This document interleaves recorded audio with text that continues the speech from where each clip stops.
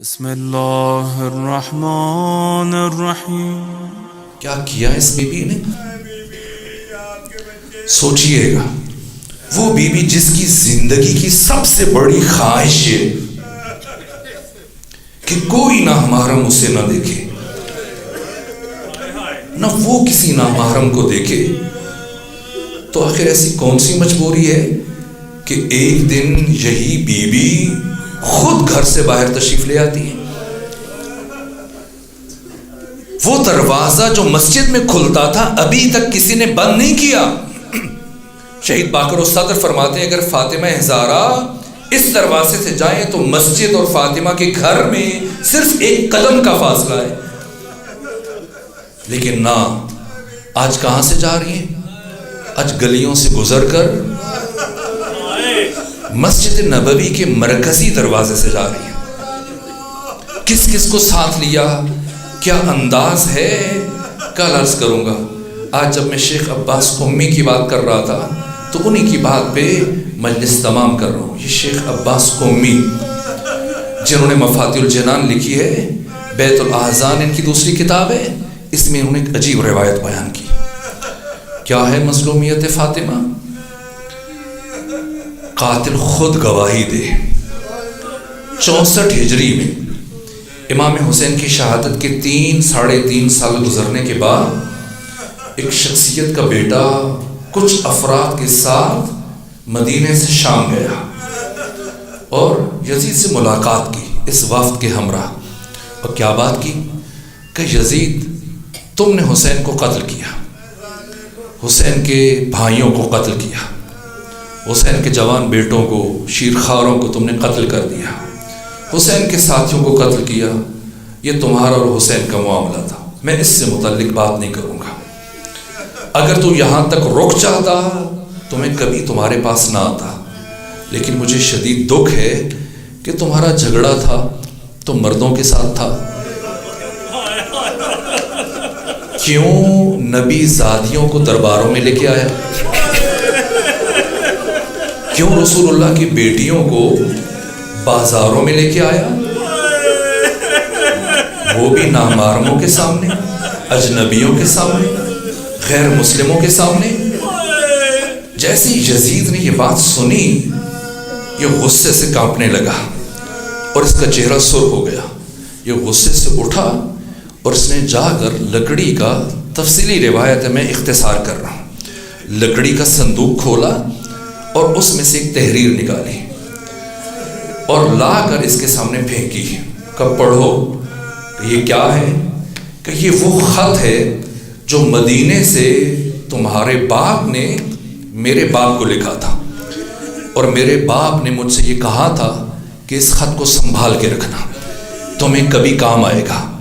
کیا لکھا تھا؟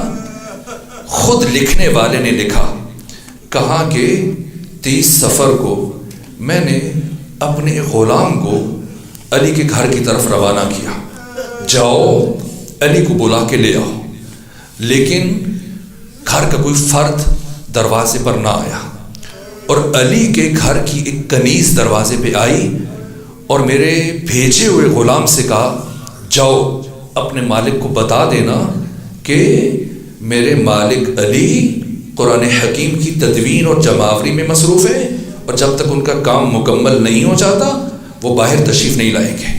جب میرا بھیجا ہوا غلام خالی واپس آیا تو مجھے بہت غصہ آیا، تو میں نے اپنے چند معتمد قریبی ساتھیوں کو دوبارہ روانہ کیا اور ان سے کہہ کے بھیجا کہ جاؤ اب کی بار علی کو اپنے ساتھ لے کے آنا، اور اگر علی ساتھ نہ آئے تو بتا دینا کہ اب فلاں خود آئے گا، اور جب خود آئے گا تو ہر حال میں آپ کو اپنے ہمراہ مسجد میں لے کے آئے گا بیعت کے لیے۔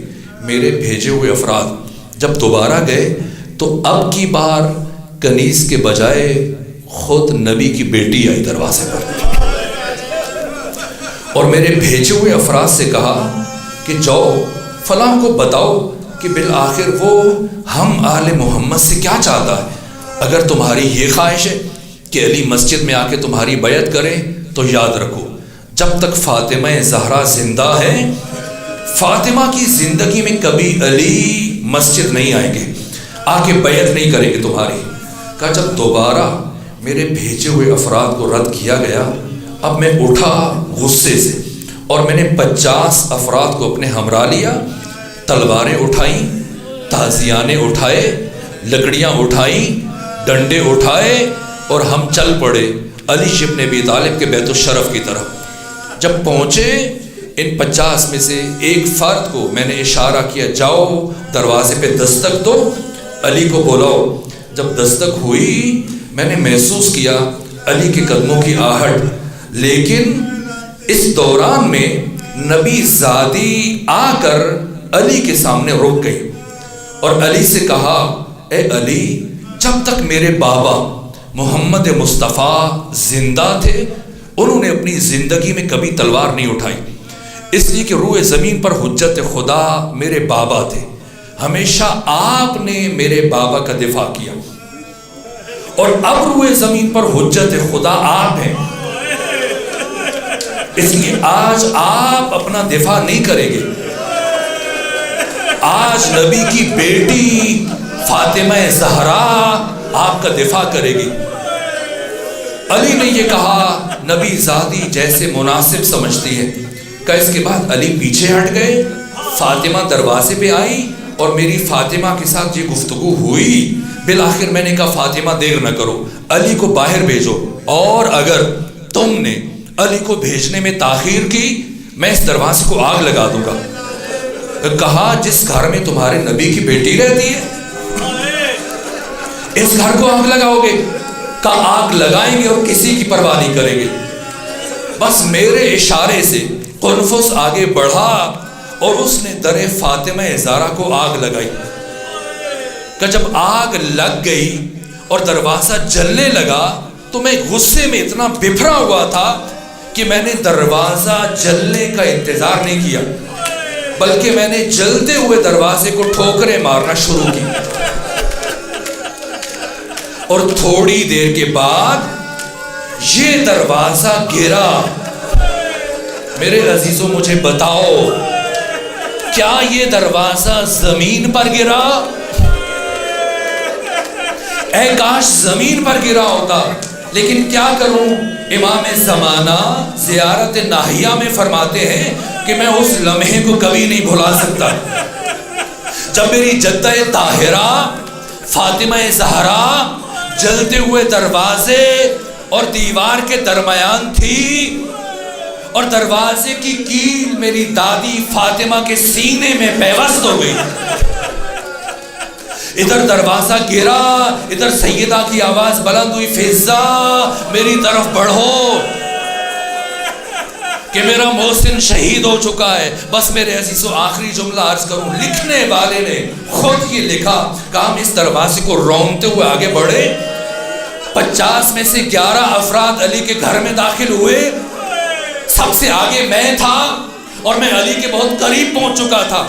قریب تھا کہ میں علی کے گلے میں رسی ڈالتا، لیکن نہیں معلوم کیا ہوا کہ اچانک سے فاطمہ زہرا کس طرح سے اٹھی اتنی تیزی سے کہ آ کر میرے اور علی کے درمیان کھڑے ہو گئی.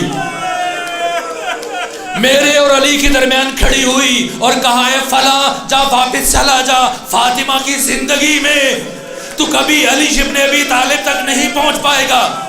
ایک مرتبہ میرے دل پر ترس آیا، فاطمہ کے لیے میرا دل نرم ہوا، میں واپس جانے لگا، لیکن علی کا بغض اور دشمنی میرے دل پر طاری ہوئی. میں نے کہا فاطمہ درمیان سے ہٹ جا ورنہ ایسا ظلم کروں گا کہ تو خود ہٹنے پر مجبور ہو جائے گی.